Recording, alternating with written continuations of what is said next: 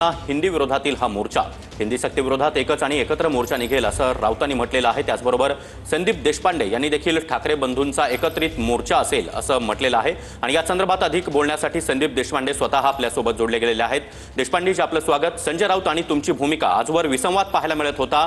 ठाकरे बंधू एकत्र येणार की नाही येणार यावर दोन्ही पक्षातील नेत्यांमध्ये वादविवाद रंगलेला होता। मात्र आता तुम्ही आणि संजय राऊत एकत्रितपणे किंबहुना एकाच वेळी आपण हे स्पष्ट केलेलं आहे की एकच आणि एकत्र मोर्चा।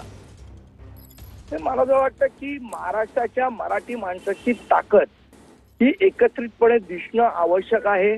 ज्या पद्धतीने हिंदीची सक्ती लादण्याचा प्रयत्न हा महाराष्ट्रावर होतोय, महाराष्ट्रामध्येच राहून मराठी भाषेची जर गळचेपी करण्याचा तो प्रयत्न असेल तर मराठी म्हणून आपण सगळ्यांनी एकत्र अंगावर जाणं महत्वाचं आहे, गरजेचं आहे। ही भूमिका काल सन्माननीय राजसाहेबांनी मांडली आणि त्या भूमिकेला सगळ्यांनी सकारात्मक प्रतिसाद दिलाय।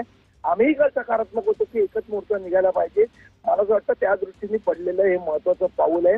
बाकी संजय राऊत साहेब याच्याबद्दल जास्ती बोलू शकतात असं मला वाटतं। मात्र देशपांडेजी, ठाकरे बंधू महाराष्ट्राच्या राजकारणामध्ये पुन्हा एकत्र येणार अशी जोरदार चर्चा सुरू होती। त्याची पहिली झलक आम्हाला 5 तारखेला पाहायला मिळेल का? संकेत काय आहेत? मला असं वाटतं राजकीय गोष्ट ही वेगळी, राजकीय निवडणूक ही गोष्ट वेगळी, पण मराठी माणूस म्हणून एकत्र येऊन जेव्हा महाराष्ट्रावर आणि मराठी भाषेवर ज्या वेळेला आक्रमण होईल त्यावेळेला आम्ही ते परतून लावून हा संदेश जाणं जास्ती महत्वाचं आहे। नक्कीच।